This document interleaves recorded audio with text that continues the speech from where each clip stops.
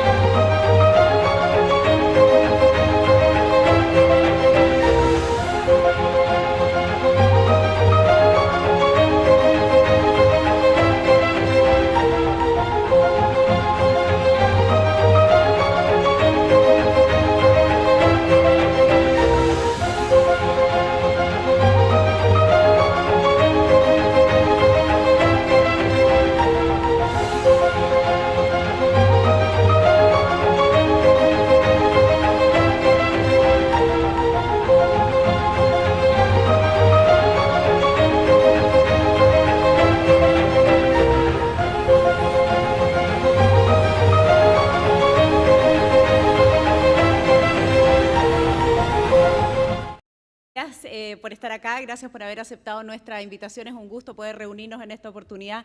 La verdad es que vamos a tener conversaciones y exposiciones también de lujo. Así es que nuevamente muchísimas gracias a todos los que están aquí presentes y gracias también a quienes nos ven a través de las distintas transmisiones que hacemos por streaming. Gracias por aceptar la invitación de La Otra Mirada a participar de esta conferencia Libertad del Premio Nobel de Literatura Mario Vargas Llosa, para quien pido un fuerte aplauso esta mañana.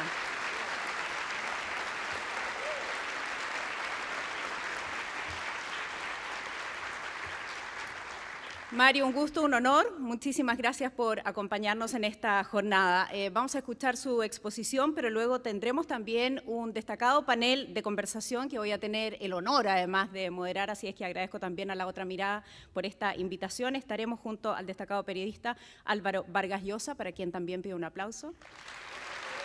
Bienvenido, Álvaro. Compartiremos el panel también con el abogado y académico chileno Agustín Esquella, quien también está con nosotros. Agustín, bienvenido. Todo esto parte con la bienvenida de quien nos recibe, de la dueña de casa de la comuna de Las Condes, la alcaldesa Daniela Peñalosa.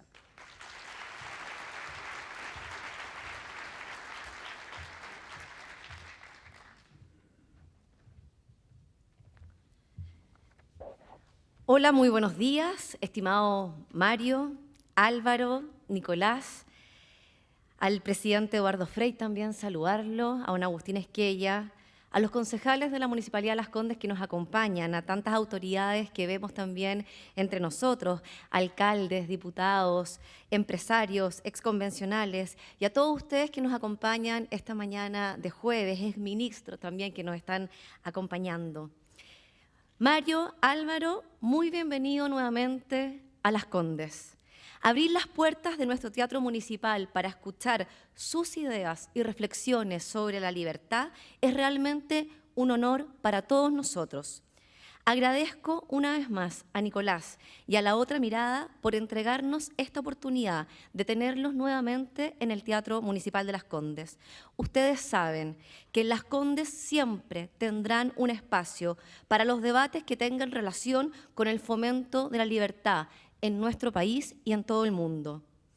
Cuando comencé a escribir estas palabras me encontré con un gran desafío que no era nada fácil. ¿Qué mensaje le puedo transmitir yo a Mario Vargas Llosa, Premio Nobel, un gran conocedor de la situación política de nuestro país que él aún no sepa? Y la verdad que me dejé inspirar por una frase tuya. Un escritor no escoge sus temas, sino que son los temas quienes le escogen. Y a mí me escogieron los vecinos. Y son esas inquietudes, las problemáticas y sueños de los vecinos que quiero compartir hoy contigo y con todos ustedes. Esos mismos sueños, problemáticas e inquietudes que no fueron consideradas cuando una izquierda extrema, no democrática, puso su ideología por sobre los acuerdos, prefirió la división de los chilenos antes que la unidad y amenazó la libertad de cada uno de nosotros en vez de promoverla. Pero antes de eso, y tal como tú lo dijiste en una entrevista el domingo en el diario, los chilenos optamos por la libertad y no por el disparate. Desde esta comuna tenemos un compromiso por defender la libertad, no solo con discursos, sino que con acciones concretas. Por esa razón, cuando nuestros vecinos alzan la voz porque quieren vivir seguros frente a un gobierno inmovilizado en una de las mayores crisis de seguridad pública en materia delictual y de violencia, nosotros como municipalidad ponemos acciones, mayores recursos, mayor tecnología, mayor coordinación, mayor también espaldarazo a nuestras policías para así fortalecer la seguridad en cada barrio, porque vivir seguros es vivir libres. Cuando las mujeres me comentan en cada esquina de esta comuna lo difícil que es conciliar el querer ser mamá, pero también desarrollarse profesionalmente, nosotros generamos una política profunda de acompañamiento y una verdadera política de sala cuna universal para aquellas mujeres a las que el Estado de Chile aún no les responde. En Las Condes, ninguna mujer debe verse enfrentada a tener que decidir si quiere ser madre o quiere desarrollarse profesionalmente. Porque mujeres y personas con herramientas para enfrentar todas las barreras y construir sus sueños son mujeres más libres. O cuando el Estado ahoga a los adultos mayores de 70, 80 años con un impuesto, a mi juicio, injusto por su casa propia, ofrecemos ser socios en el pago de esa contribución. Porque cuando hay hombres y mujeres que han trabajado toda su vida, que le han entregado todas sus capacidades, conocimientos y talentos a esta tierra y que reclaman por una vejez digna, tenemos el deber de hacernos cargo. Adultos mayores con jubilaciones dignas son adultos mayores más libres. Estos casos son historias, no solamente de Las Condes, sino que de todo Chile.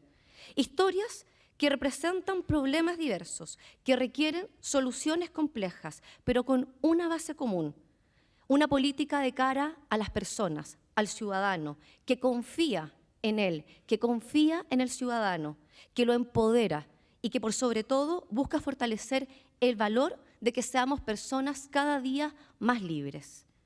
Mario, Álvaro, acá encontrarán una aliada que junto a muchos, a todos los que estamos hoy día en el teatro y a toda la amplia mayoría de chilenos y chilenas que nos manifestamos el 4 de septiembre, vamos a pelear por la libertad de nuestro país y por la libertad de toda Latinoamérica y del mundo. Los chilenos y chilenas queremos ser cada día más libres. No nos cansaremos nunca de esta misión, mi principal misión como alcaldesa. Nuevamente, muy bienvenidos a esta casa, a Las Condes, a nuestro querido Teatro Municipal. Bienvenidos a cada uno de ustedes. Muchas gracias.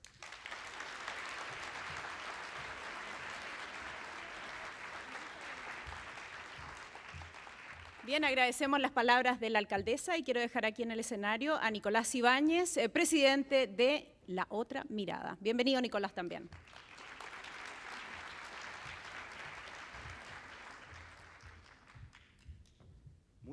Muchas gracias.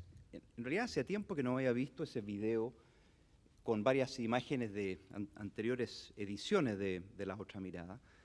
Y perdonen una brevísima digresión. Me vino a la memoria un comentario que nuestro querido invitado, don Mario, creo que nos dijo, no sé si fue en algún seminario de estos o fue en una columna, de que Chile era un país en la región bastante aburrido, porque no pasaba nada mucho en Chile. Sospecho que era en la época de nuestro querido presidente Frei.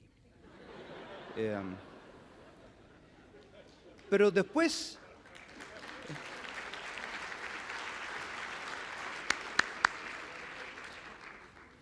¿no es cierto?, vino otro señor, no sé si después o antes, ya no me acuerdo bien, Neil Ferguson, un buen amigo, y nos planteó de que los chilenos estábamos ejerciendo nuestro derecho a ser estúpidos.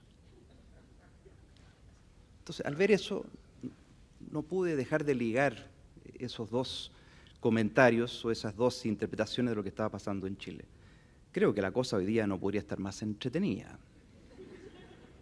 Así que, mi querido don Mario, el país está, yo diría, en ebullición, por lo tanto, está más entretenido y hay mucho que hacer.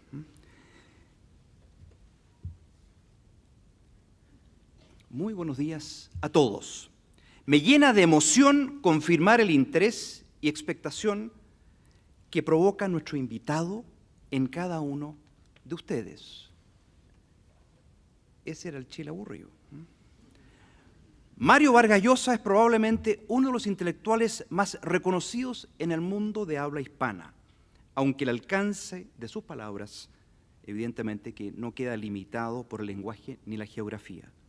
Durante su carrera ha demostrado gran pasión y compromiso con la literatura y con las ideas de la libertad, una combinación escasa, en especial en el mundo hispanoamericano, donde predominan los profetas del fracaso, como Galeano, por cierto, o nuestro propio Pablo Neruda. Para destacar que raramente, ocasionalmente, se une en el mundo cultural de la literatura, tradicionalmente radicada en la izquierda, se une ese foco en la izquierda con la sensatez política. Vargas Llosa y Churchill son casos muy escasos, destacables por su vocación de seguir los ideales de la libertad, ambos premiados con el Nobel de Literatura por sus esfuerzos literarios y por su tremendo impacto social y político. Podríamos también quizás agregar que ambos fueron, por así decirlo, rechazados en su momento por el mundo político, y tienen ese raro honor. Con certeza, determinación y energía, Mario ha denunciado sin miedo tanto al autoritarismo como al populismo, fenómenos que parecen estar impregnados en el ADN de las naciones latinoamericanas y que cada cierto tiempo resurgen con nuevos brillos, nuevos rostros y nuevos discursos, pero siempre con el mismo resultado: pobreza, violencia y restricciones a la libertad de las personas. El mundo atraviesa tiempos difíciles y hasta cierto punto convulsionados. Vean, por ejemplo, las últimas dos ediciones del Economist. Chile, inserto en este contexto global, no escapa a estas turbulencias, algunas de ellas precisamente fruto del dogmatismo de un grupo fanático y reducido que aspira a imponer su visión de la sociedad a cualquier costo. Frente a este escenario incierto, el llamado de Mario Vargas Llosa es a no intimidarnos ni dejarnos amedrentar por estos fanáticos y sus proyectos políticos y sociales, sino que por el contrario, defender con fuerza la libertad que tanto ha costado conquistar en nuestras tierras. Lo invitamos justamente porque queremos que nos ayude a reflexionar, a pensar, a comprender profundamente lo que vivimos como sociedad. Es algo que muy bien perciben los escritores para derrotar precisamente el pesimismo y para que con su experiencia y sabiduría nos oriente, sobre todo a las generaciones más jóvenes, muchos jóvenes aquí presentes, en lo que podríamos calificar como los 6 desafíos o dilemas principales que enfrentamos como país y que paso a detallar a continuación. Esto es muy breve. En primer lugar, ¿cómo podemos elaborar una identidad y una aspiración nacional que nos provoque, nos entusiasme y nos una? Entendiendo que las sociedades exitosas, aquellas que han logrado ser modelos de dignidad, inclusividad, libertad, prosperidad y paz, son aquellas que basan su desarrollo cultural, social, político y económico en los 5 pilares básicos que caracterizan a los países exitosos de Occidente. Aquí nada nuevo. La democracia liberal, un sólido Estado de Derecho, una sociedad civil empoderada, una economía vigorosa y un Estado moderno y eficiente al servicio de la ciudadanía. Lo que implica, si nosotros hemos de seguir intentando transitar por ese camino, ser muy distintos del resto del vecindario inmediato. Entonces, ¿cómo seguimos proyectándonos? ¿Cómo evitamos caer en la trampa de los ingresos medios, como Argentina, por ejemplo, caso clásico? ¿Cómo podemos abrazar ideales distintos a los predominantes en la región, donde incluso el presidente actual, nuestro presidente, es uno de los tantos promotores del socialismo del siglo XXI, con una cultura que sigue las orientaciones de Gramsci, Laclau y, en fin, todo lo demás, ¿no es cierto? En segundo lugar, ¿cómo elaboramos un ordenamiento constitucional cuando tenemos a la vista 2 propuestas que aparentemente no convencen a la mayoría? Por lo menos la segunda, está claro que hay algunos números bastante categóricos. Por un lado, está la propuesta que para estos efectos podríamos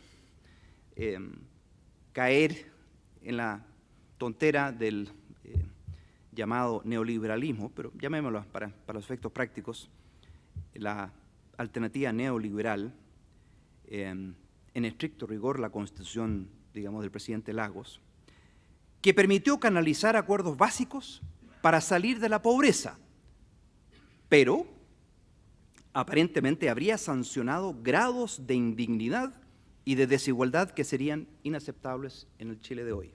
Eso es como una opción.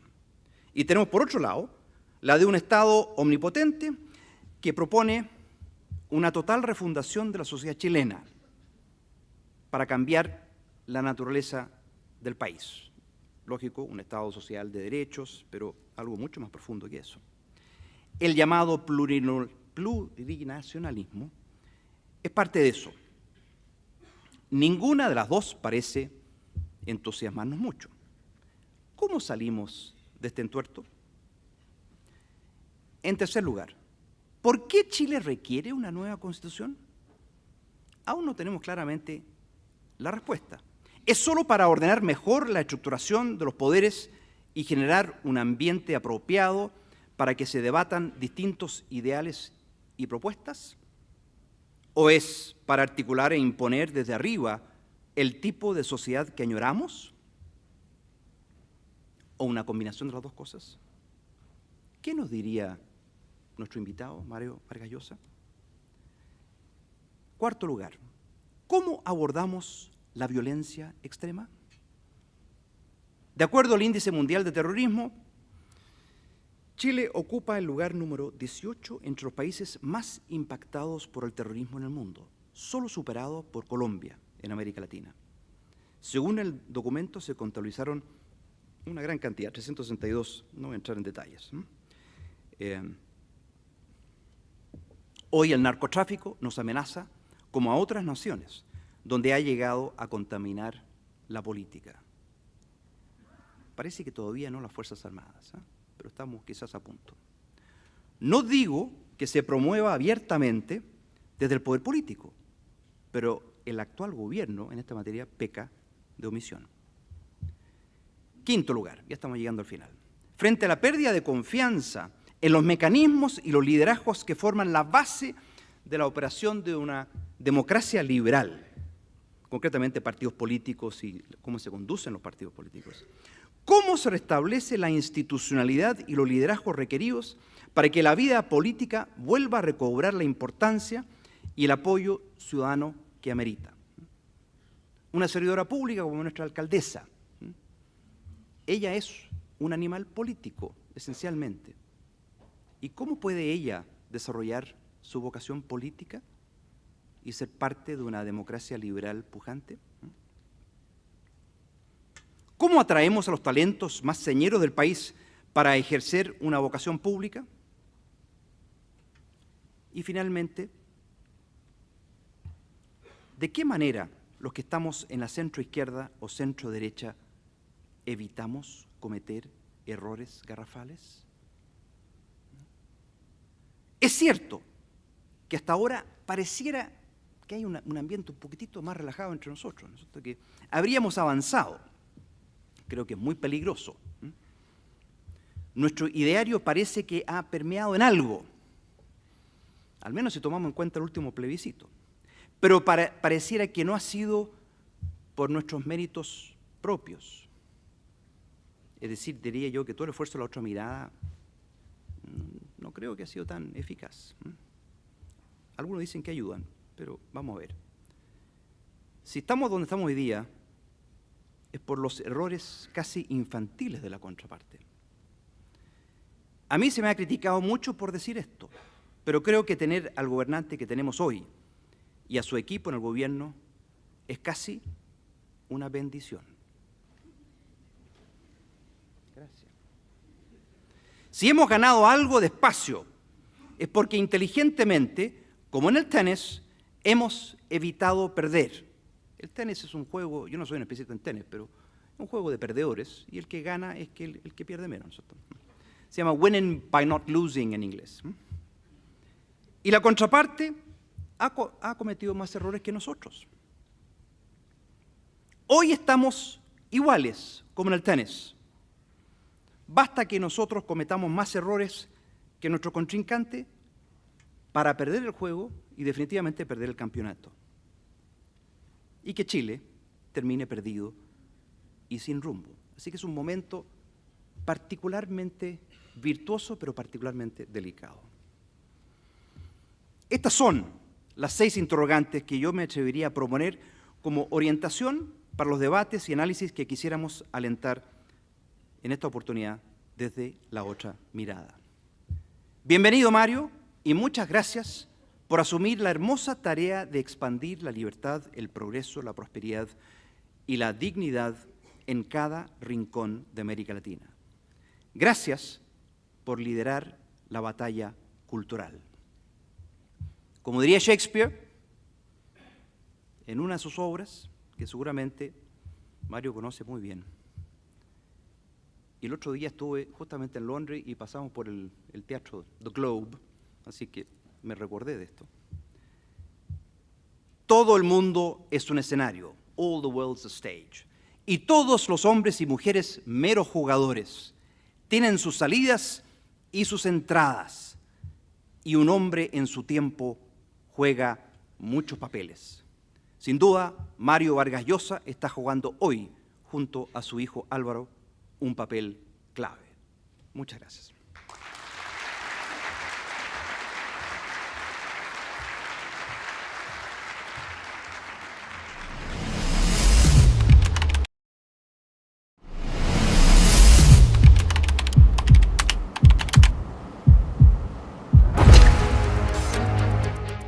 El populismo es el mayor enemigo que tiene hoy día la democracia. La democracia no aspira a llegar a la perfección, sabe que no hay sociedades perfectas, pero perfectibles. Quiere crear una sociedad donde sea posible el progreso sin la violencia. El liberalismo, a diferencia de las ideologías, esas religiones laicas, no tiene respuestas para todo. Y nos dice, vamos a través de la controversia a encontrar respuestas para tantas preguntas. Yo creo en el liberalismo que siempre alió la idea de la libertad económica a la de la libertad política y no aceptó nunca que una excluyera a la otra. El liberalismo cree que la libertad es unívoca. Y si los latinoamericanos no nos movilizamos y no actuamos en favor de la libertad, en favor de los derechos humanos, corremos el riesgo de que todo el continente sea barrido por una verdadera fiebre autoritaria. ¿Quién quiere una Venezuela? Un país que está literalmente muriéndose de hambre. El mundo está mejor, aunque ande en él muchas cosas mal. La verdad es que hay menos cosas malas que en el pasado.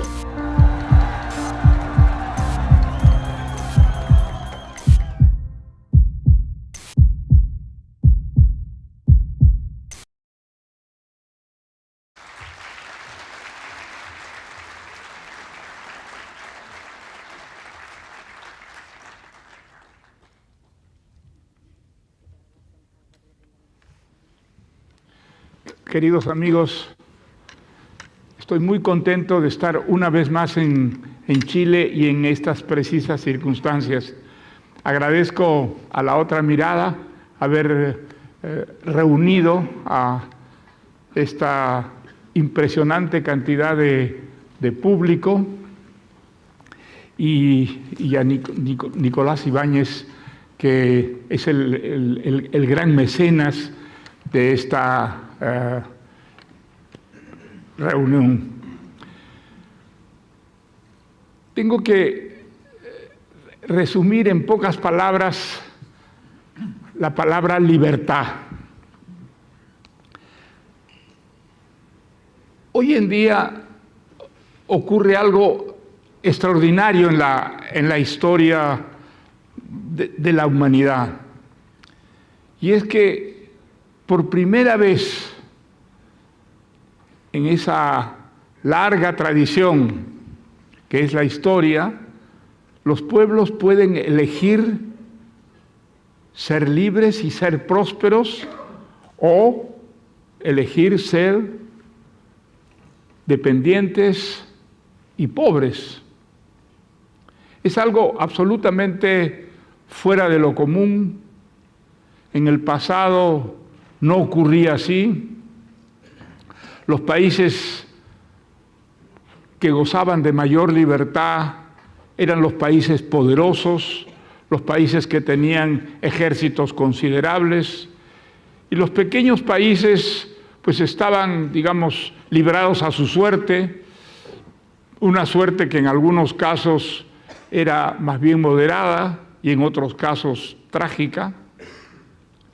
Pero hoy en día, con prescindencia de aquello que anda mal y aquello que anda bien, los países pueden elegir por primera vez en la historia, y esto no depende del tamaño del país ni el poder económico que tenga ese país, su libertad, su modelo, aquel, digamos, prototipo en el que están dispuestos a aventurarse con los resultados que nosotros podemos imaginar. Es un hecho absolutamente extraordinario desde el punto de vista de la libertad. Los países pueden ser libres hoy en día con prescindencia de su tamaño y de su riqueza. Los países más pequeños pueden elegir la libertad y pueden elegir la prosperidad, y los países más grandes, los países más poderosos, pueden elegir el camino contrario. Es un hecho sobre el que merece reflexionar, porque por primera vez en la historia la libertad está al alcance de todos los países, o en cierta forma la esclavitud. Nunca ha ocurrido antes y tampoco es seguro que vaya a ocurrir después. ¿Qué significa elegir la libertad y elegir la prosperidad? Eso está al alcance prácticamente de todos los países hoy en día, con prescindencia de su tamaño y de su poder.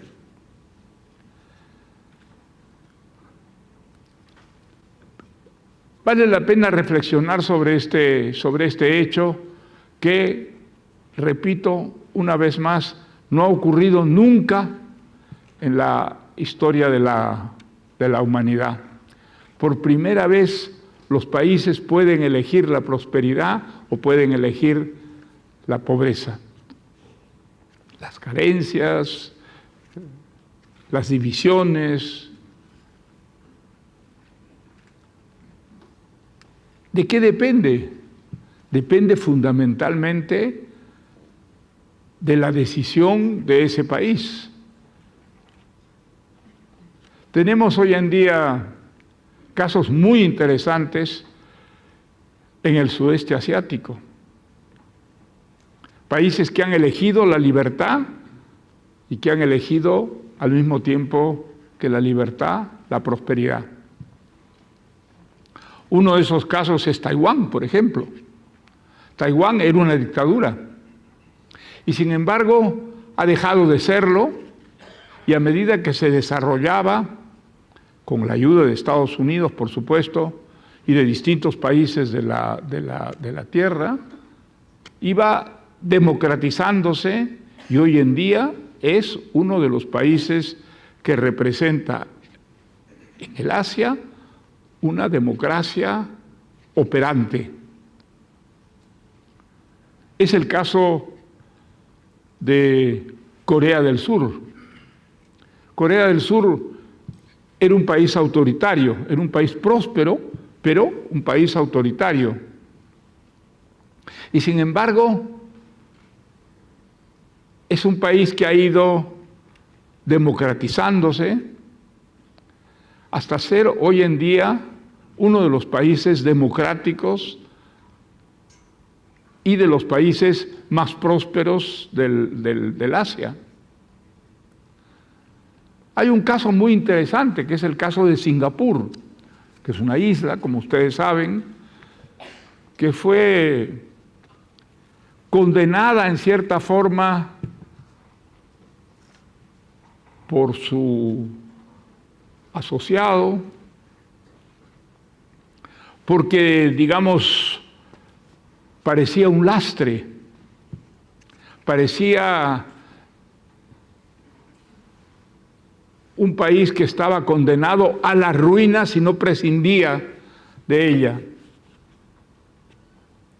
Y el líder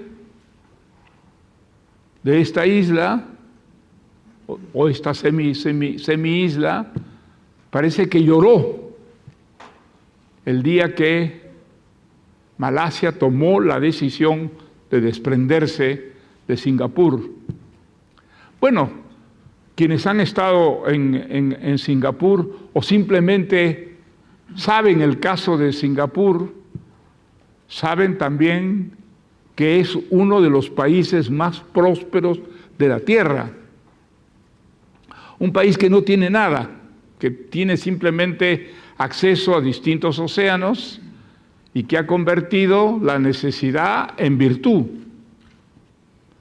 Y que al cabo de pocos años, luego de una inteligente administración, ha alcanzado toda clase de éxitos económicos hasta convertirse en un modelo para el mundo. Yo he estado en Singapur, he tenido la fortuna de estar allá y siempre recuerdo este episodio. Me hice amigo de un profesor de la universidad, una universidad que es realmente un modelo, tanto por el ingreso de los estudiantes como por el nivel de la información que reciben los estudiantes. Y con una obsesión muy latinoamericana, le pedí a este profesor que me llevara al barrio más pobre de Singapur. Y entonces nunca olvidaré esa experiencia. Me llevó a un barrio que era, desde el punto de vista latinoamericano, un barrio prototípico de la clase media. Entonces le digo, ¿este es el barrio más pobre de Singapur? Me dijo, sí, este es el barrio más pobre de Singapur. Era un barrio típicamente de clase media, en el que las familias circulaban, en que los niños lucían sanos y prósperos. Y entonces mis preguntas eran, pero este es el barrio más pobre de Singapur. Me dijo, sí, este es el barrio más pobre, es el barrio en el que en los diálogos generalmente se señala como el barrio atrasado, el barrio que está menos desarrollado, y sin embargo era un barrio de clase media, y todo aquello ha ocurrido en un plazo relativamente breve, relativamente corto. Bueno, digamos, esas son las posibilidades de nuestro tiempo. Desde luego, elegir la prosperidad no es sencillo, es elegir un modelo que tiene que ver con la libertad fundamentalmente y también con la reducción del Estado. Mientras el Estado se extiende, hay muchísimo menos libertad que en los países donde el Estado se reduce y pasa a cumplir fundamentalmente un rol organizador, un rol sin ninguna duda meridiano, pero un rol fundamentalmente equilibrador de una diversidad que puede ejercitarse de una manera absolutamente natural. Y de una manera absolutamente natural, signada por la libertad. ¿Qué cosa es ser libres en nuestro tiempo? Es poder tener una serie de elecciones posibles, dentro de las cuales está fundamentalmente la decisión de elegir la prosperidad o la pobreza. Por supuesto, hay quienes eligen la pobreza, y en el mundo, digamos, nuestro continente, América Latina, parecía haber elegido la pobreza. Es muy triste ver el caso de América Latina en comparación con los otros sectores del mundo, cuando advertimos que cada día los países en América Latina retroceden. Hay algunas excepciones, por supuesto. Yo diría que fundamentalmente las excepciones son hoy en día dos: Ecuador y Uruguay. Gracias a los gobiernos que tienen, que son gobiernos liberales, liberales en todo el sentido de esa palabra que viene fundamentalmente de la idea de la libertad. Es muy importante en nuestros días ser libres o ser, digamos, esclavos. Estamos viendo en Ucrania qué es lo que ocurre con la libertad. Un pequeño país relativamente que lucha por su libertad y sin embargo tiene un país gigantesco que desde el punto de vista histórico señala que fue un país que creó, en fin, no es exactamente así, pero digamos, esa es la sensación que tienen los rusos de haber creado Ucrania y por lo tanto tener una especie de soberanía que ejercen sobre este país y que les da derecho a manipularlo, a entregarle una cierta libertad o recuperarla, algo que es completamente disparatado en un mundo cambiante como el mundo en el que nosotros vivimos. ¿Cuántos son los países que han cambiado de fronteras? Innumerables, y no solamente en el África, sino en el resto del mundo también.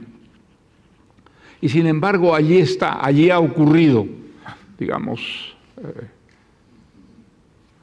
un país que se arroga el derecho de reducir y anular la libertad de un vecino en nombre de la historia, en nombre de una historia que se remonta a un pasado bastante remoto, en el que efectivamente en la creación de ese país intervino de una manera primordial. ¿Cuántos países han surgido en nuestra época de una manera absolutamente arbitraria? Innumerables. Y si esa tradición histórica prevaleciera, pues nos daría derecho a intervenir en los pequeños países, están a nuestra merced. Eso, sin embargo, no ha ocurrido, no es así. Y en el caso de Ucrania ha sido muy interesante ver la reacción de Occidente actuando de una manera simultánea en defensa de esa autonomía que le garantiza justamente la voluntad de sus propios habitantes de ser libres y ser independientes. ¿Qué cosa significa elegir la prosperidad? Elegir la prosperidad es elegir fundamentalmente la libertad. La libertad se disfruta mejor, se comprende mejor a través de los casos de los países que carecen de libertad. En América Latina, pues son muchísimos. Cuba, Nicaragua, Venezuela. No debemos engañarnos, es muy importante, digamos, mirar a la realidad con ojos vírgenes y entender la realidad que nos rodea, sobre todo si nosotros queremos cambiarla, arrogarle una libertad a la que está renunciando. Muchos países latinoamericanos han renunciado a la libertad.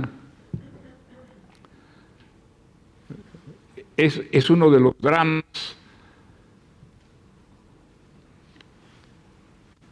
que vive nuestro continente.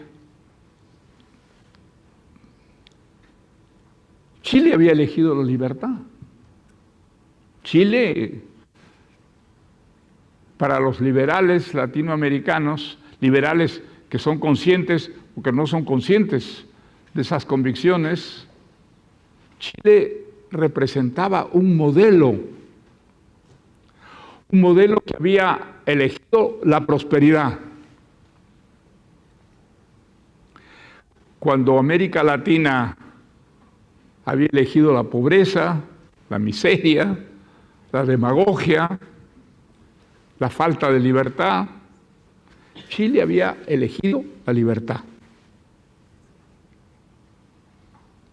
Y yo no me refiero para nada a la dictadura de Pinochet, para nada. Pero digamos, esa dictadura, entre las muchas cosas malas que tenía una buena, una política económica que había traído mucha prosperidad a Chile.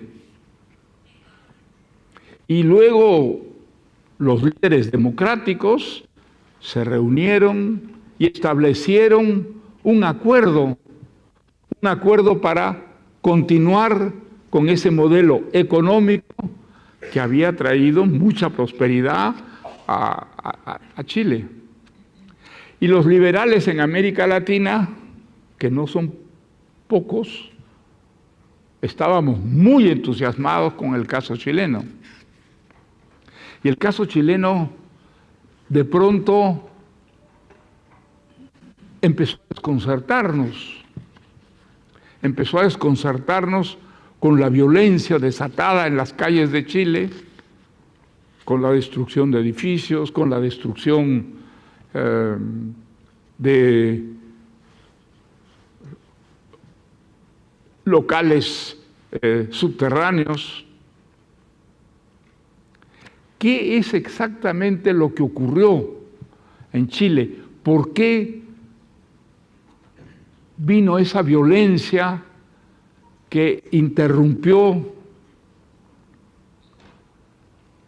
un proceso que estaba, digamos, desarrollándose en Chile de una manera inequívoca? Poco antes de que ocurrieran estos incidentes muy violentos, Chile había eliminado la extrema pobreza. El primer país latinoamericano que conseguía eliminar la extrema pobreza.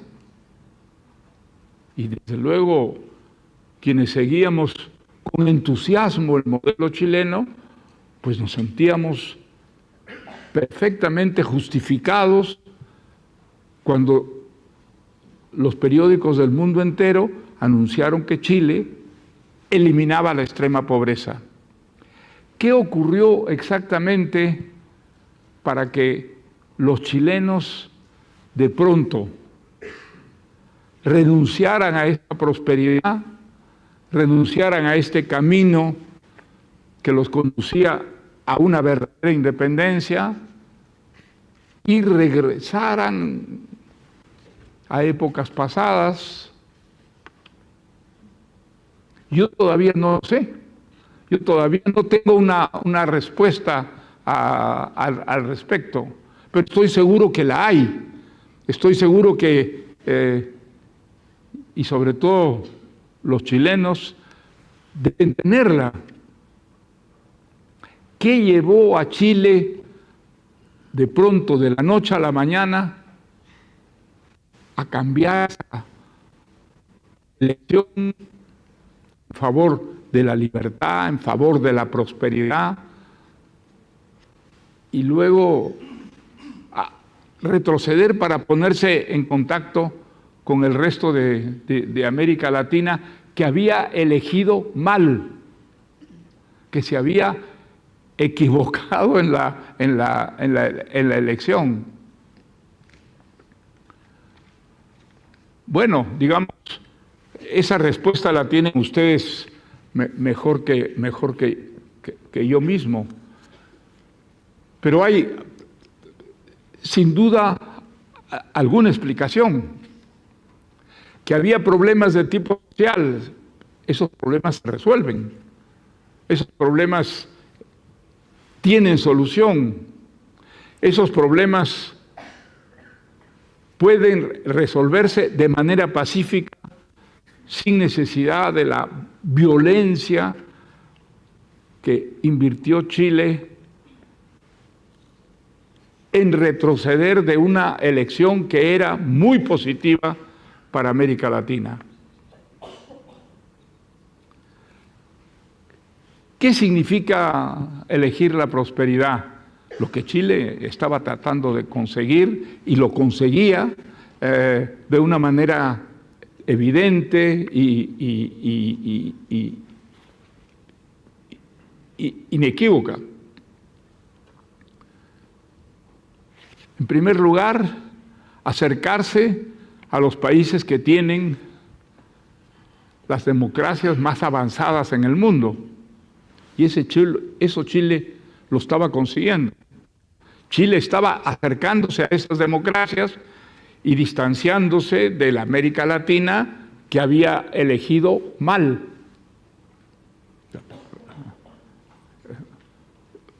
¿Cómo sabemos que América Latina había elegido mal? El caso de Cuba no es un caso dramático. Hace poco leí un artículo que era verdaderamente atroz sobre Cuba. Hablaba de dos profesoras que habían recibido la revolución con entusiasmo. Eran muy jóvenes entonces y 50 años después habían dejado de ser menos jóvenes y estaban ganando $33 al mes, exactamente. $33 al mes es una manera de morirse de hambre. En el caso de Cuba, a través de unas inversiones que son muy, muy limitadas y que, por supuesto, ese Estado gigantesco que tiene la isla controlaba minuciosamente. ¿Qué pensaban esas dos profesoras? Ahora pintando canas y a punto de jubilarse. Pensaban que se habían equivocado profundamente, defendiendo la revolución como lo habían hecho y creyendo en todas aquellas cosas que decían los líderes de la revolución. Y sin embargo, allí estaban resignadas a esa situación verdaderamente dramática que era la de dos profesoras que seguían trabajando en sus colegios y recibiendo cada vez más un salario menor, un salario que les permitía sobrevivir y nada más. ¿Cuántos cubanos están hoy en día circulando por nuestras selvas, nuestros campos, tratando de llegar a los Estados Unidos, al mal, al mal? Cientos de miles, decenas de miles. Es imposible saber los números, pero lo que sí es seguro es que hay muchísimos cubanos desesperados con la situación de su país y que no esperan cambiarlo, no esperan cambiar esta situación y simplemente quieren llegar a los Estados Unidos, que representa exactamente el modelo contrario, diferente del que tienen en su propia patria. Yo soy un peruano, como ustedes saben, y nada me parece más triste que la elección de los peruanos. Los peruanos están retrocediendo velozmente hacia la barbarie. Han elegido un presidente que es un analfabeto, Es un presidente que dice estupideces como esta que yo le he oído directamente en la primera conferencia que dio luego de ser elegido presidente del Perú. Dijo que se le estropeara la cara, que había que terminar con la minería en el Perú. Bueno, cualquier niño de colegio sabe que terminar con la minería es terminar con el Perú. Porque si hay alguna posibilidad en el futuro de que nuestro país alcance una cierta forma de prosperidad, es a través de la minería. Leímos parte de esas declaraciones también. Yo me presento, soy Soledad Oneto, soy periodista y estamos, la verdad, súper entusiasmados con lo que tú estás comentando, pero queremos volver al caso chileno. Yo, por deformación periodística, además, tengo preguntas que hacerte a ti y al resto del panel respecto de ese caso chileno. Entonces, ¿te parece si sumamos también al resto de nuestros invitados para ir contestando lo que requiere también este caso que estamos observando, que es el de nuestro país? Agustín, por favor, te invitamos a pasar adelante. Álvaro, por favor. Agustín, bienvenido. Donde tú quieras, si quieres aquí, al lado de Mario, donde quieras. Álvaro, te invitamos también. Yo sí voy en la última silla. Allá, si quieres. Álvaro. Ya, Mario, es que yo, como te decía, soy periodista y tengo de formación periodística, entonces hace demasiado momento que tenía ganas de preguntarte, a propósito de tu reflexión, ¿por qué elegimos mal, en general, por supuesto? ¿Por qué no optamos por la libertad? Elegimos mal por una razón muy simple, porque nos seducen todavía doctrinas que están absolutamente liquidadas por la experiencia y que, sin embargo, en América Latina tienen una supervivencia que es una supervivencia artificial. Por ejemplo, la idea de que la pobreza se combate a través del socialismo. Eso no es verdad. Eso no ha ocurrido en ninguna parte. ¿Dónde ha triunfado el socialismo? ¿Dónde? El mundo entero nos muestra que el socialismo ha fracasado donde se ha instalado. Ya, pero deja hacerte el contrapunto y ponerme en la otra vereda y pensar, ¿no será que elegimos con la esperanza de que las cosas anden mejor? Te estoy haciendo un resumen súper simple porque hay demasiadas explicaciones, por ejemplo, a lo que ha ocurrido en Chile. Ya lo vamos a conversar más adelante con Agustín respecto a la convención, pero yo sí creo que hay mucha esperanza en un proceso de cambio en una América Latina donde la desigualdad es muy potente. Bueno, digamos, la desigualdad es muy potente, pero el socialismo no crea una forma de igualdad, sino aumenta la desigualdad. Eso ha ocurrido en todos los países donde se ha aplicado el socialismo, donde la desigualdad es absolutamente monumental entre los ciudadanos que tienen el poder, que es una pequeña minoría, y el resto de los ciudadanos. Aparte de que el socialismo solo trae pobreza a los países. Y si no es así, ¿dónde ha traído riqueza? ¿Dónde ha traído riqueza el socialismo? Bueno, digamos, el caso más dramático en América Latina es el de Cuba. Cuba tiene 50 años de revolución, y no están peor los cubanos hoy en día de lo que estaban al principio. Están muchísimo peor. Esa es la realidad. Y sin embargo, Y la mejor demostración es que cientos de miles de cubanos quieren escapar a los Estados Unidos. Que era lo que tú planteabas, con un modelo absolutamente contrario al que tienen ellos en Cuba.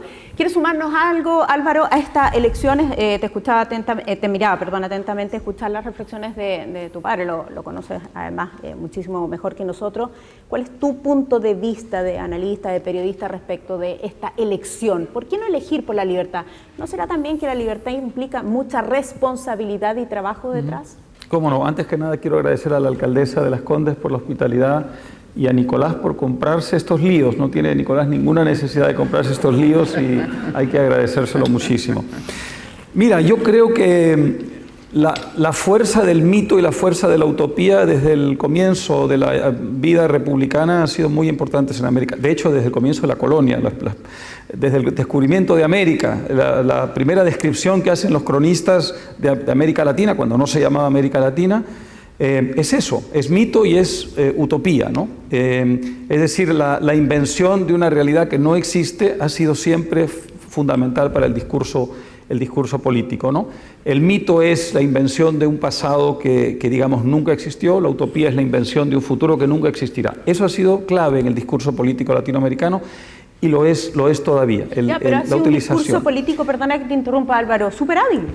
Es muy hábil, por supuesto que sí. Además, ¿cómo combates contra eso? Una persona que tiene, digamos, frustraciones en la vida prefiere que le inventen un futuro que no existirá a que le digan ese futuro no existe. Es decir, hay una dificultad que tenemos los liberales para competir en el campo de la imaginación política, ¿no? Creo que hay además otros elementos muy importantes. Uno de ellos, en el caso de Chile, por ejemplo, yo pienso mucho en Chile con referencia a España, que es otro país que conozco más o menos bien. Hay una cosa paradójica en el desarrollo económico. En un cierto momento, en un cierto estadio del desarrollo económico, hay una generación que pierde, digamos, la idea y la información con respecto a lo que hizo posible esa relativa prosperidad. En España, desde hace algunos años, está de moda cuestionar los 40 años de democracia española, es decir, después de la dictadura de Franco hay 40 años de democracia española, de estabilidad política y de prosperidad económica. Y luego viene una tercera generación, la hicieron 2 generaciones esa prosperidad y esa democracia, viene una tercera generación a la que no le han sabido transmitir, se ha roto la cadena de transmisión generacional, las claves de ese éxito, y esa nueva generación muy irresponsablemente se pone a cuestionar toda esa herencia y provoca en España una crisis política monumental que está empezando a tener consecuencias. Yo creo que en Chile pasó algo de eso también, muy similar, independientemente de que había problemas, desde luego que sí, pero créeme que eran peores en América Latina. Tú comparas las cifras de desigualdad en Chile, las volví a ver esta mañana. Chile llevaba 3 décadas reduciendo la desigualdad, todavía estaba a mitad de la tabla, pero las cifras de desigualdad en Chile eran mejores que las de buena parte de América Latina e incluso muchos otros países del mundo. Y sin embargo, hay una generación, aburrimiento no es una mala palabra en este contexto, ¿no? Aburrida, digamos, del desarrollo, aburrida de la prosperidad, aburrida del éxito, que utiliza como pretexto problemas sociales muy reales, pero que son infinitamente menos graves que los de países vecinos, para cuestionarlo absolutamente todo. Se les pasó la mano y el pueblo chileno ha reaccionado, ¿no? Sí, claro, tú bien conoces además nuestra realidad acá son los 30 años, ¿no? Los que están cuestionados se vuelven a cuestionar la semana pasada, recién en voz del embajador, incluso el embajador chileno en España, en procesos similares además al que vivimos con España, así es que también estamos más o menos en el mismo panorama. Agustín fue convencional constituyente, ustedes ya lo conocen. Agustín participó de esta convención, de este trabajo que se hizo, Agustín, durante un año, y antes de entrar a este foro yo te decía, bueno, ya estás descansando un poco después de este periodo tan intenso. Pero quiero pensar desde un punto de vista positivo y constructivo, que además de que tú nos cuentes, por supuesto, lo que quieras contar de esa experiencia, de cómo la viviste internamente, ha sido muy crítico de lo que ustedes hicieron en la convención, quiero que nos digas si queda algo que se pueda rescatar de allí. No como ideas, por supuesto, sino como un proceso que también es parte de la historia de Chile, o va a ser parte de la historia de Chile. Bueno, bienvenido, Agustín. No, gracias, Soledad, y yo tengo que partir diciendo que no puedo menos que agradecer a nuestros anfitriones por la posibilidad de conversar con Mario y con Álvaro, Perdona el trato de tú, pero creo que si vives en España debes estar habituado a ese igualitarismo hispano, porque en Chile nos tratamos de usted y si alguien lleva corbata es don. Ojalá impusiéramos el tú, de manera que me incurro en este atrevimiento, pero sabiendo que contaba con tu complicidad. Estuviste en el gobierno de Ricardo Lagos en un programa de conferencias presidenciales que yo tenía la responsabilidad de coordinar y diste en el año 2005 una muy interesante conferencia sobre ahora nos toca a nosotros, pensando en América Latina. Bueno, yo creo que nos ha tocado más o menos a medias. No nos ha tocado del todo, pero tampoco toda América Latina está literalmente en el suelo. Pero menciono, Soledad, ese programa porque antes que tú hablaras en esas conferencias presidenciales que se hacían en la Casa de Gobierno, vino José Saramago y después de ti Carlos Fuentes. Si algo nos hace falta en Chile es pluralidad y pluralismo.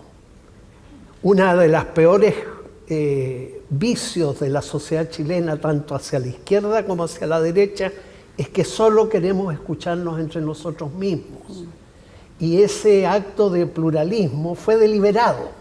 ¿Qué personas de ideas políticas más distintas que José Saramago, Mario Vargas Llosa, Carlos Fuentes, más cerca de ti tal vez, pero no idéntico ni mucho menos?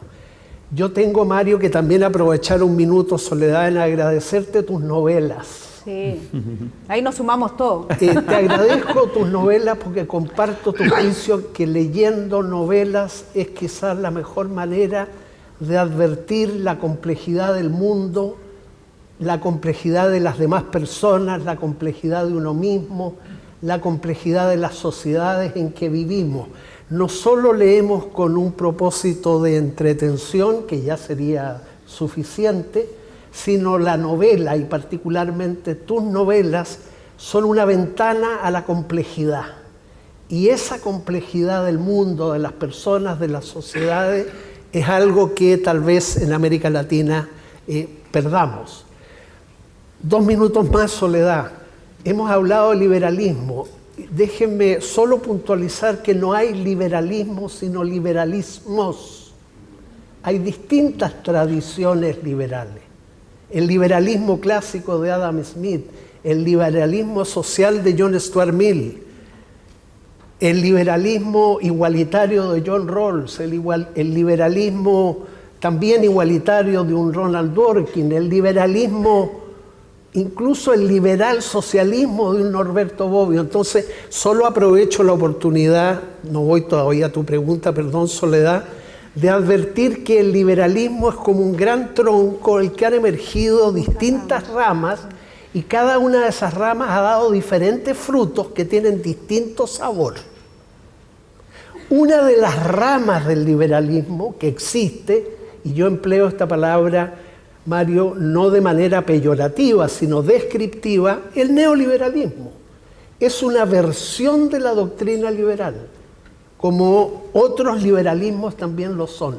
Entonces creo que hay que felicitar esta iniciativa porque también hace conversar liberalismos distintos.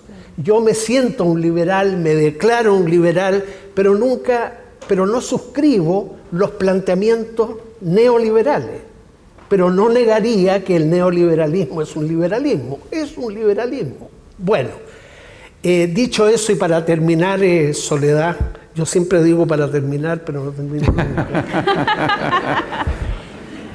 Bueno, pero en la convención te encontraste con esta diversidad absoluta de pensamientos, sí, de ideas, de personas. Y me vino muy bien, Soledad, porque entre otras cosas, por supuesto que en la convención se discutió sobre libertad. Libertad es una palabra que, como todas las grandes palabras, son como nudos que hay que desanudar para soltar sus hebras. Cuando a nosotros nos interpelan y nos preguntan qué es la libertad, nos ponen en aprieto. Decimos lugares comunes. Pero cuando tú desatas el nudo y aparecen las hebras del nudo, aparecen las libertades. Es mucho más fácil manejarse con el plural libertades que con el singular libertad. Aparece la libertad de pensamiento, de conciencia, de expresión, de prensa, de reunión, de asociación, de emprendimiento, de actividades económicas lícitas. Esa fue, no te digo una de las enseñanzas, pero una de las constataciones. Cuando pensemos en la libertad, pensemos en plural, porque para darse cuenta si un país o una sociedad cuán libres son en un momento, tendrías que ir libertad por libertad. No hay la libertad, la señora libertad, sino hay libertades y a veces tienen grados de alcance, de conseguimientos distintos en un mismo país. Está mejor la libertad de prensa, no está muy bien la libertad política, en fin, hay que hacerlo de manera más compleja. Yo te decía, Soledad, antes de iniciar esta conversación, porque es una pregunta que me hacen a menudo, incluyendo a mis amigos, por supuesto, ¿qué diablos hacías en la convención? Sí, claro. Bueno, yo le encontré sentido a postular a la convención, incluso a la edad en que yo tengo, en que uno debiera estar de todo, de retirada, ¿cierto? Le encontré sentido, también le hallé sentido mientras permanecía allí, no obstante que hice muchas críticas del proceso que eran autocríticas, porque yo formaba parte de la convención. Ese es otro detalle, Soledad. En Chile somos campeones de la crítica. Si hubiera un campeonato mundial de crítica, ganaríamos la copa todos los años. Si hubiera un campeonato mundial de autocrítica en Chile, no clasificaríamos nunca. ¿Quién hace realmente? ¿Qué gobierno pasado o actual hace autocrítica? No. Bueno, pero ¿qué te contestaba yo para ir a tu pregunta? Que yo le encontré sentido y le encuentro sentido. El sentido hoy día está ligado al éxito. Parece que algo tiene sentido en la medida que es exitoso. Pues yo no puedo compartir una afirmación como esa. Para que algo tenga sentido también te puede conducir al fracaso, porque la convención fracasó. Sí. Y en consecuencia yo me siento parte de ese fracaso, pero no por ser parte de un fracaso voy a negar que para mí tuvo sentido. Pero mira, es súper interesante lo que tú dices y quiero plantearte lo siguiente, Mario. Debió ocurrir, ocurrió y así pasó en nuestra historia. Y finalmente gana el rechazo por una contundencia que nadie aventuró. Tú mismo en la entrevista que concedes al Mercurio y que probablemente aquí todos leyeron durante el fin de semana, dices, los chilenos votaron de manera muy sensata al rechazar un verdadero disparate. Y tu tesis es que íbamos directo a ser una nación africana, ¿no? ¿Por qué esta visión tan crítica de un eventual triunfo del apruebo que en este caso no sucedió? Queremos conocer más sobre tu punto de vista de lo que pasó en la convención. Perdón, ¿quieres repetir la pregunta? Si tú, recién nos planteaba Agustín, ¿no? Que esto tenía que pasar en Chile, no porque haya fracasado, no porque haya ganado finalmente el rechazo con esa contundencia, ¿no? Debemos desechar este proceso de la Convención Constituyente, es parte de nuestra historia. ¿Qué lectura haces hoy? Porque ya has dicho públicamente que te parece que los chilenos rechazamos lo que era un verdadero disparate. Me gustaría saber por qué eres tan crítico desde ese punto de vista. ¿Cuál es tu visión más extendida sobre lo que ha pasado en Chile? Bueno, digamos, un brevísimo comentario sobre la libertad. La libertad es el derecho de criticar al gobierno. Simplemente, el derecho de criticar a los gobiernos. Eso es, hay países donde se puede criticar a los gobiernos y hay países donde no se puede criticar a los gobiernos. Esos países no tienen libertad y esos países donde se puede criticar a los gobiernos tienen un principio de libertad. Bueno, digamos,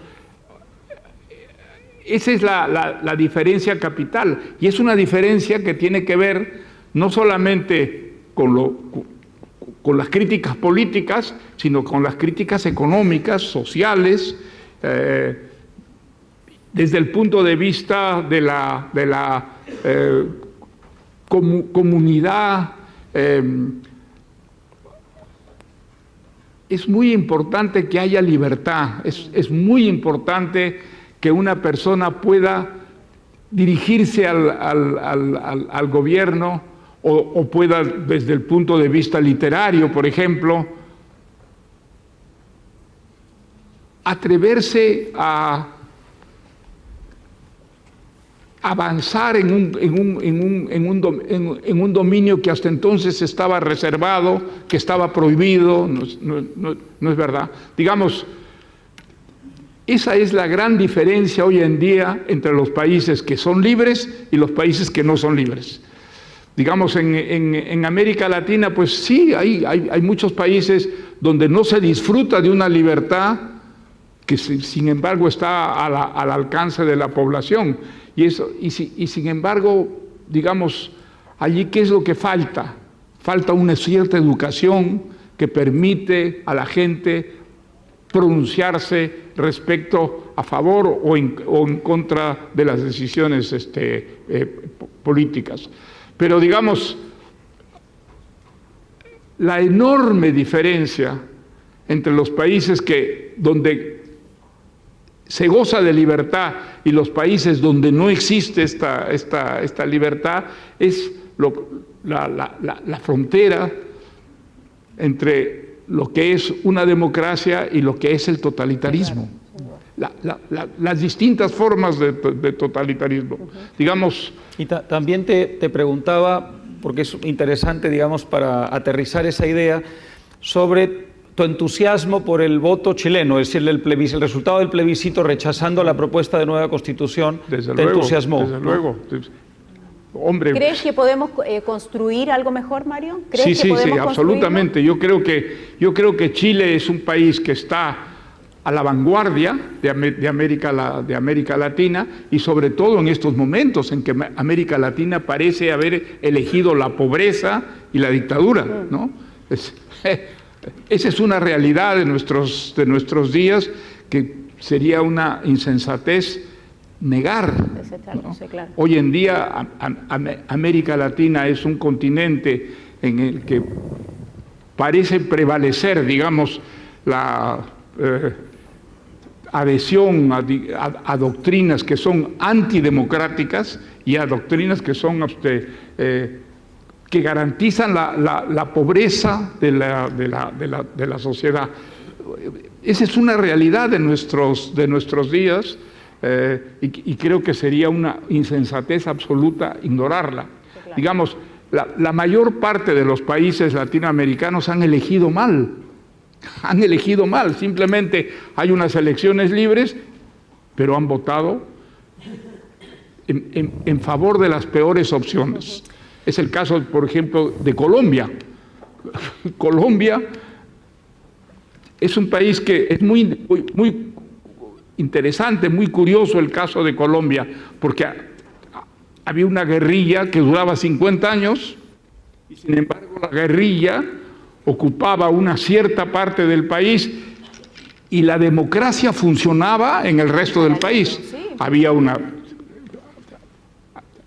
un poder judicial muy independiente, había unas elecciones libres, había una libertad que podía, digamos, ejercitarse en ese resto del país, pero con Petro, digamos, hay el riesgo de que desaparezca enteramente la libertad de Colombia, y los colombianos ayer, por ejemplo, han protestado y han defendido una libertad que era por precaria, digamos, que no se podía negar, que era una realidad. Bueno, pues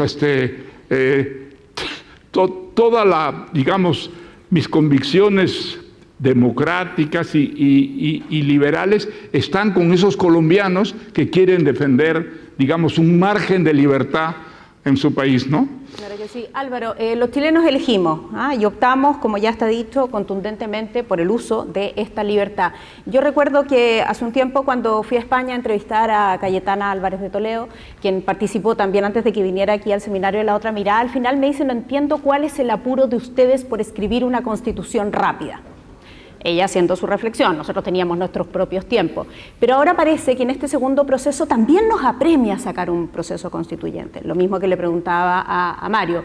Hay esperanza en este proceso, en que efectivamente se puede construir y escribir algo mejor y algo distinto para Chile.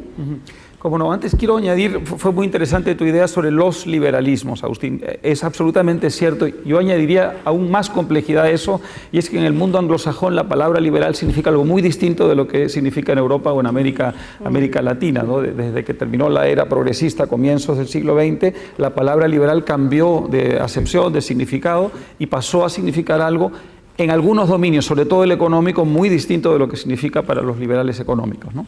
Y luego, además, entre liberales hay todas las diferencias del mundo. Hay liberales que están a favor del derecho de la mujer a interrumpir el embarazo, y hay quienes no están a favor de eso, hay quienes están a favor de la legalización de la droga, y hay quienes no, y se llaman liberales. De modo que matices, ¿no? sí, hay diferencias. Es una familia muy compleja y un lío muy gordo. A ver, antes que nada, los países que se plantean rehacer sus constituciones no deben nunca perder de vista qué cosa es una constitución. Una constitución, en los países donde las constituciones son dignas de ese nombre, es básicamente un conjunto de principios, un conjunto de valores cuya finalidad principal es sujetar, limitar al poder, es decir, defender los derechos de los individuos, de los ciudadanos, para que el poder no exceda sus límites. Este es el principio fundamental. Podemos luego añadirle algunas cosas, pero en la medida en que lo hagamos vamos a deformar esa idea central. La Constitución no es el reflejo de las aspiraciones de una sociedad, eso es otra cosa. La Constitución no es una colcha de retazos donde tratamos de ser representativos de lo que significa cada tendencia política en un país. La Constitución no es un programa de gobierno, no es un conjunto de políticas públicas. La Constitución está por encima de todo eso, porque es la única manera de consensuar una Constitución. Si nosotros hacemos que la Constitución represente distintas cosas de la sociedad, abrimos las puertas a lo que pasó en la Convención Constituyente, que finalmente fue un enorme caos ideológico y político. Este es un tema. Otro tema que creo que es importante, les está pasando aquí, pero le está pasando lo mismo a todo el mundo, es que en la izquierda, luego hay un problema en la derecha también, pero en la izquierda hemos pasado de una visión de conjunto, la visión de la justicia social, o como queramos llamarle, una visión de conjunto, una gran idea rectora, a una gran fragmentación de causas y a una focalización de causas, que quizá es muy efectivo, pero que hace muy difícil que la izquierda pueda contribuir, digamos, desde el punto de vista de las ideas.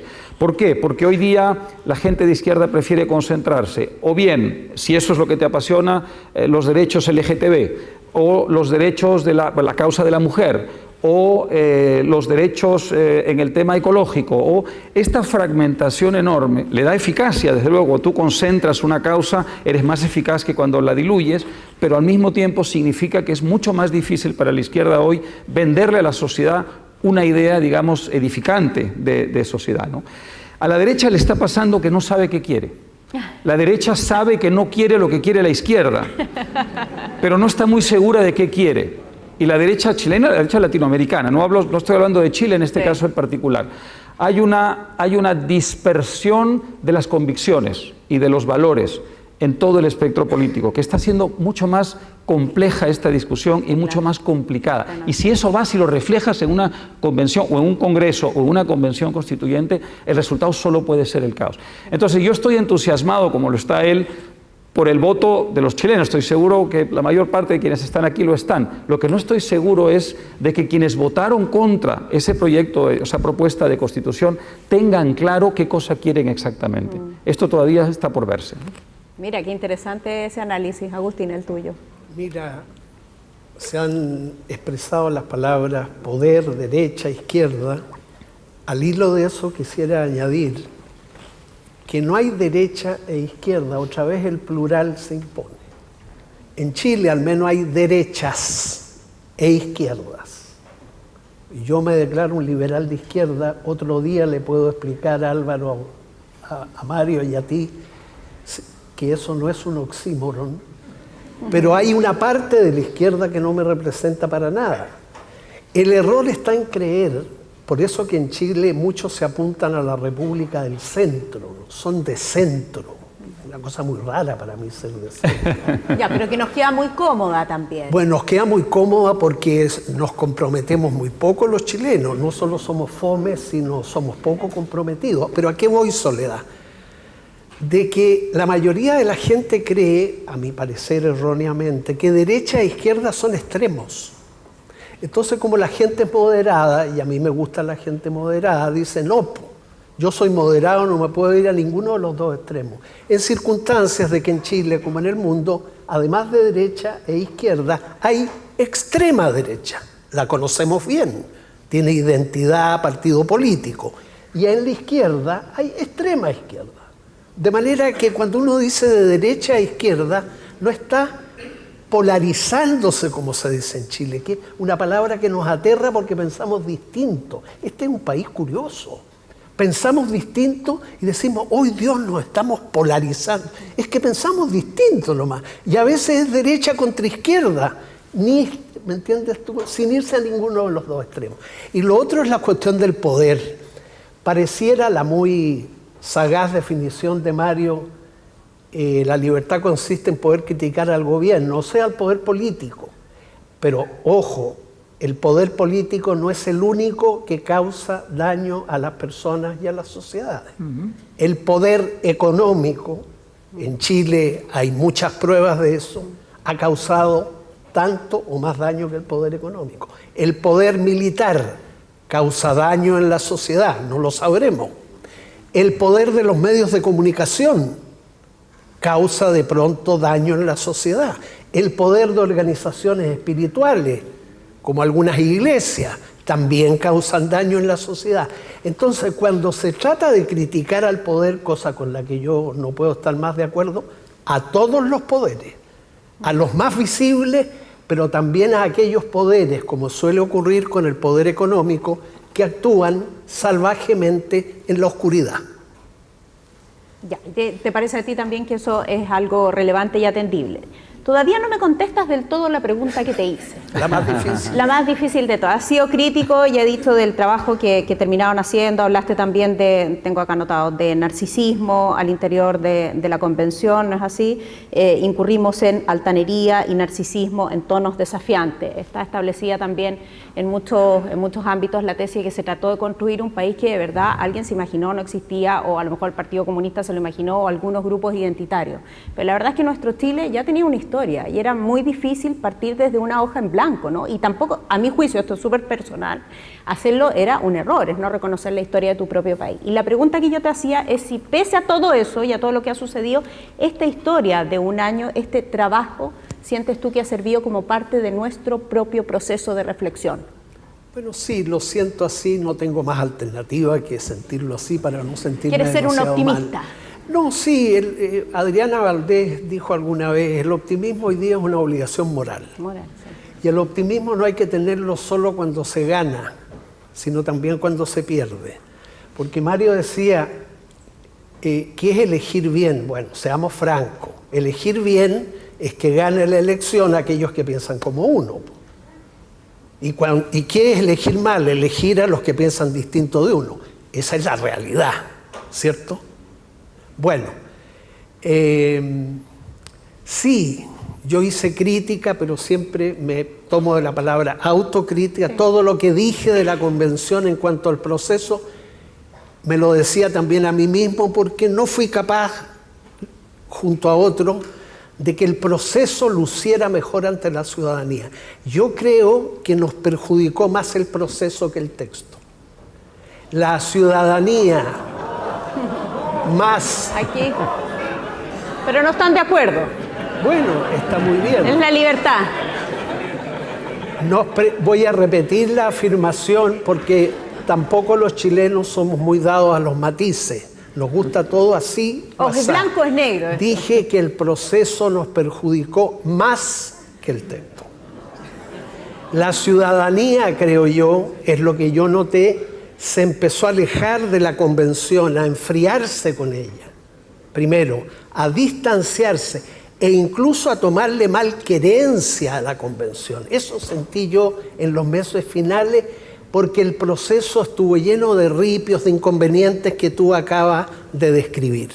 Por supuesto que el texto tampoco fue satisfactorio, pero sin ser satisfactorio, yo estoy seguro que con mayor perspectiva, con mayor tranquilidad, con mayor objetividad, todas virtudes que a todos nos cuestan mucho, partes de esa propuesta pueden ser aprovechadas el día de mañana como base, como base, no digo vinculante, pero para examinar.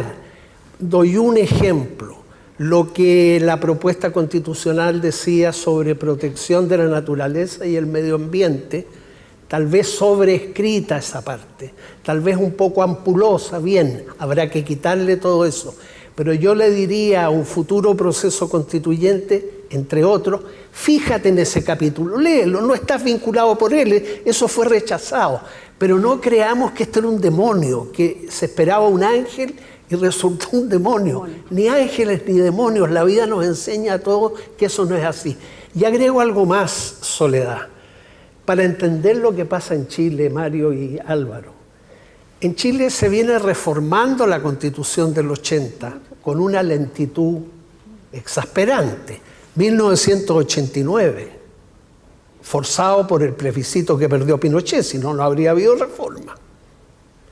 2005, Ricardo Lagos. ¿Qué pasó entre el 2005 y el 2022 constitucionalmente? Nada. Ninguna reforma real, importante, salvo aquella que facilitó la creación de la convención.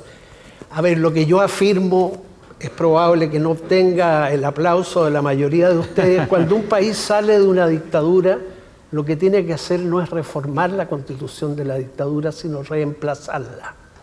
Es lo que hizo España en 1978. Bien, Chile optó por la reforma. Tal vez inicialmente, en la década de los 90, era todo lo más que se podía hacer, lo admito. Pero resulta que, y este puede ser un récord mundial del que yo no me enorgullezco, hemos enterado 42 años sin reemplazar la constitución de una dictadura. Si el problema de una constitución es su origen, cámbiale la firma, pero no cambies todas las ideas que están en esa constitución.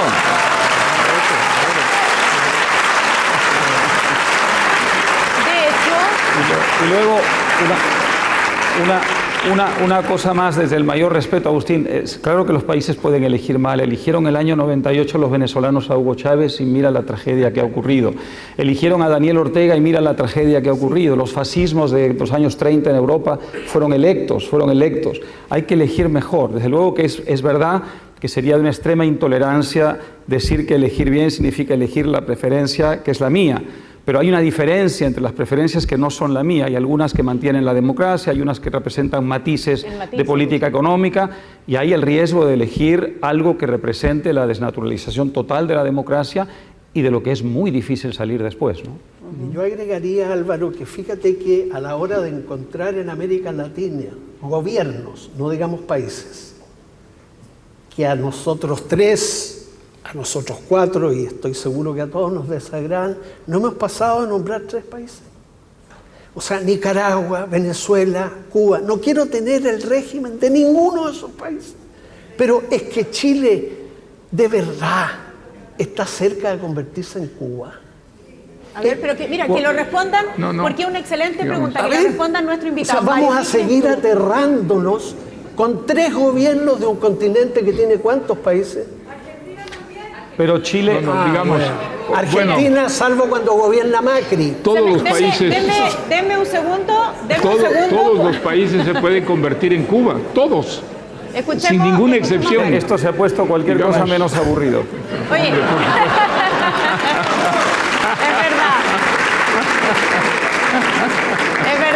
es verdad lo que dice todos Álvaro. Todos los países se pueden convertir en Cuba. Eso, digamos, es una realidad de nuestro tiempo.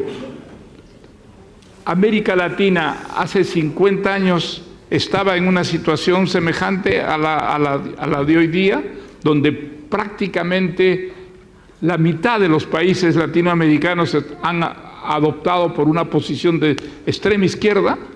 No, y sin embargo ha ocurrido. Yo creo que nosotros tenemos que ser muy prudentes a la hora de elegir y elegir de tal manera que en el futuro no ocurra lo que les ha ocurrido, por ejemplo, a los venezolanos, o les ha ocurrido a los nicaragüenses, o les ha ocurrido a los cubanos, ¿no?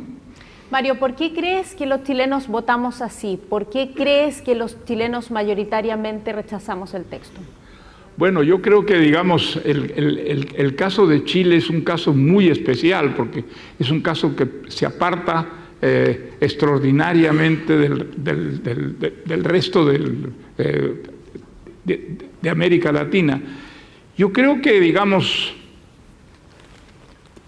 hay un grupo de economistas fundamentalmente que empiezan a aplicar en Chile fórmulas que son muy modernas y fórmulas que dinamizan extraordinariamente a este país, que al mismo tiempo eso ocurre durante una dictadura, dictadura de una gran ferocidad, sí, por supuesto, pero digamos, hay que establecer un deslinde entre lo que es una política económica muy exitosa, y lo que es una política de un gobierno, pues un gobierno autoritario, un gobierno brutal. Bueno,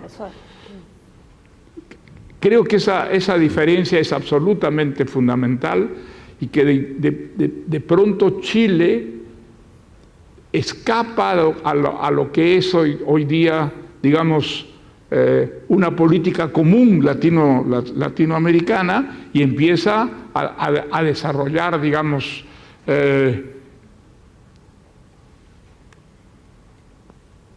un procedimiento que lo lleva hacia la prosperidad. Y digamos, la adhesión de los liberales al caso de Chile es fundamentalmente en función de esa política y de ninguna manera en función del autoritarismo y de la brutalidad de una dictadura, en lo que Chile continúa una tradición que es muy latinoamericana, ¿no? Sí, sí. Y además podemos hablar y discutir todos estos temas y hacerlo en democracia, que es extremadamente relevante. No saben el gusto que he tenido de conversar con ustedes. Muchísimas gracias por haber estado aquí con nosotros. Queremos brindarles un tremendo aplauso.